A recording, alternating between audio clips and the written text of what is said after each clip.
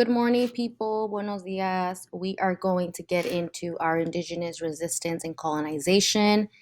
We are one video away from doing our final lesson, and then we're going to get started on our final project.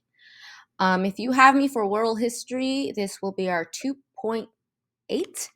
But if you have me for US history, this is 2.7. I want to give us a content warning for this week's lesson. We're going to be talking about tough conversations that you may agree or disagree.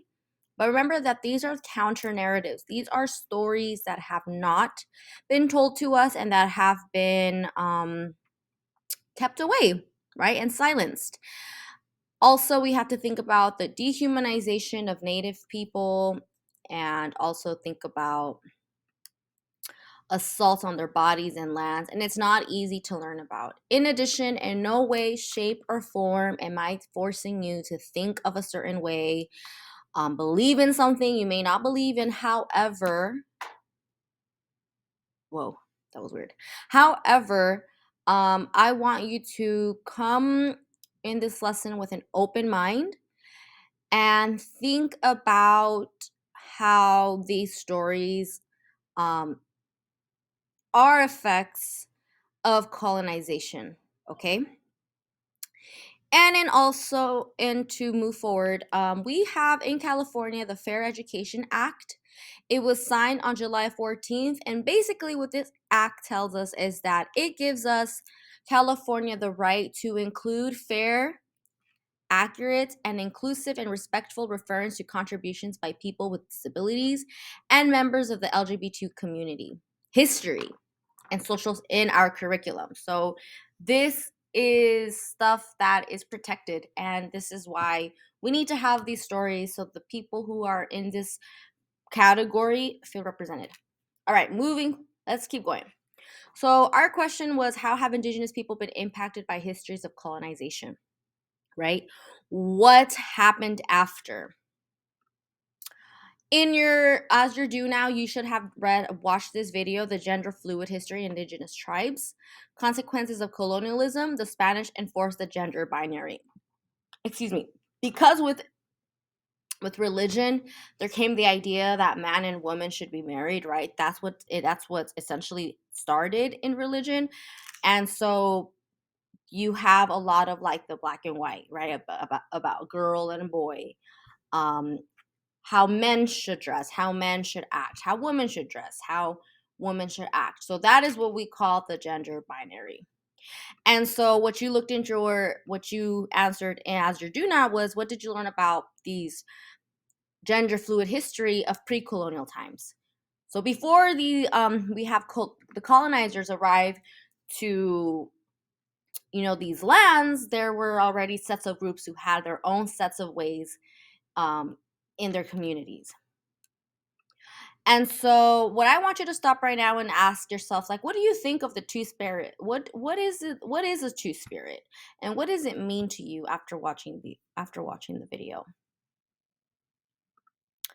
Our vocabulary words that we're going to get into is homophobia, and that is the irrational fear or hatred of homosexuals. It is a behavior or belief that does not conform to rigid sex roles. It is a fear that enforces sexism as well as heterosexism. And when I say this, I mean like when we make comments about someone's sexuality, when we have friends who are boys, and also could be girls who say things like, "Oh, I love you, but I don't mean it in that way." Or it's just this irrational fear of being labeled as um, being gay, right? And so we see this in the way we act, the way we talk.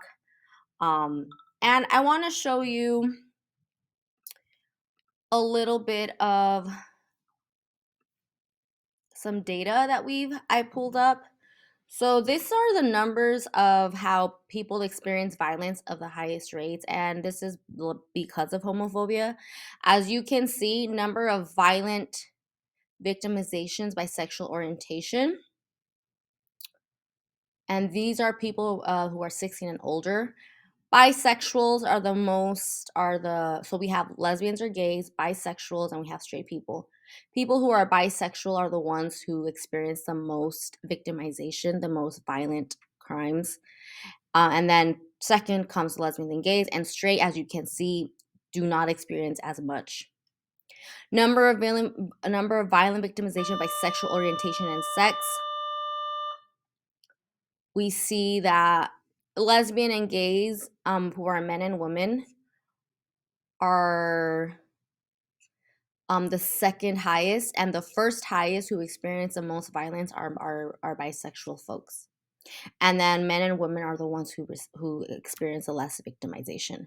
So again, when we think about homophobia, we're talking about a deep fear of not being straight. Next vocabulary we have is a heterosexual. Heterosexual comes from the term hetero means one. And so if you're straight, you are a heterosexual, right? If you are a woman and your preferences are men, if you are a man and your preferences is to date a woman, that is heterosexuality, right? And there is a privilege. And these are benefits that automatically, by being straight, are denied to homosexuals and bisexuals. So think about, like, for instance, marriage, right? In the beginning of time in the US, only men and women could get married. Women, gay couples were not allowed to get married. It was against the law. And that is due to not having the privilege. So that is why, a lot of folks from the gay community really fought for their rights to get married and have these rights. So if you look closely, where would sex marriage be banned if the Supreme Court overruled? So there's still arguments that they want to um, make this law illegal. Like there's right now it's legal in a few states. I believe it's legal. The Supreme Court made it legal for all states to do it, so they won't be banned. But if it were to be banned, these are the states that will most likely ban same-sex marriage. And as you can see, the bright red means that they would ban it, and dark red would likely be banned. Bright blue would remain legal, and dark blue it would remain legal. So here are your states, of course: California, and I believe this is Nevada. That's Oregon, Washington. And as you go more down, and again, not many high numbers, right? So again, that is a privilege to be married, right? It's a privilege to be out and be with the person that they love. So let's think about that. Okay, so who are the two spirits? Why are we talking about two spirits, right? And what are the impacts of two spirits before pre-colonialism? Well, in religion, as you know, we saw in the Mission California system, we saw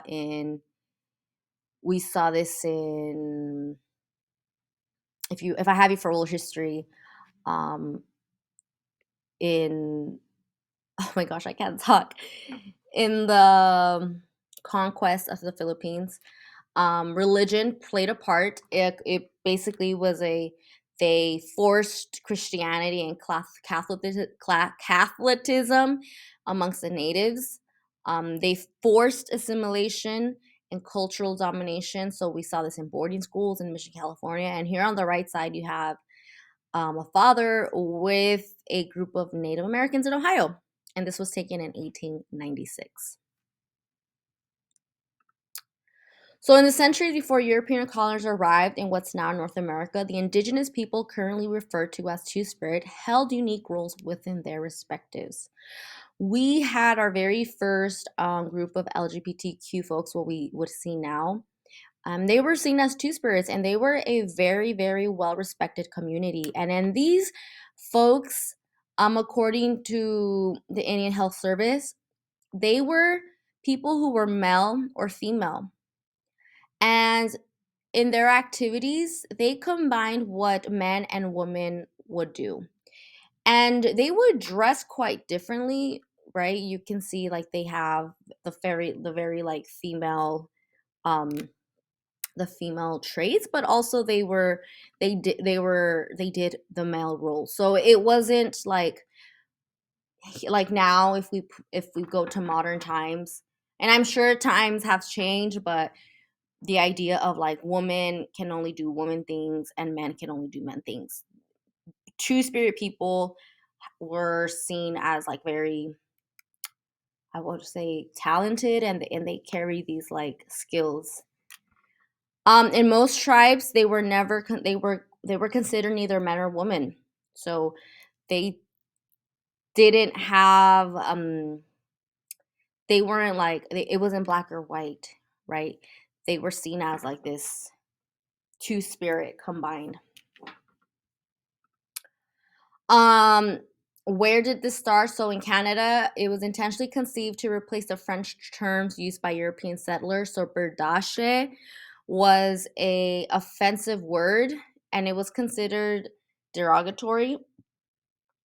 And so the term two spirit was coined in 1990. The term was a powerful identifier that shared meaning across hundreds of culturally diverse Native nations and tribes.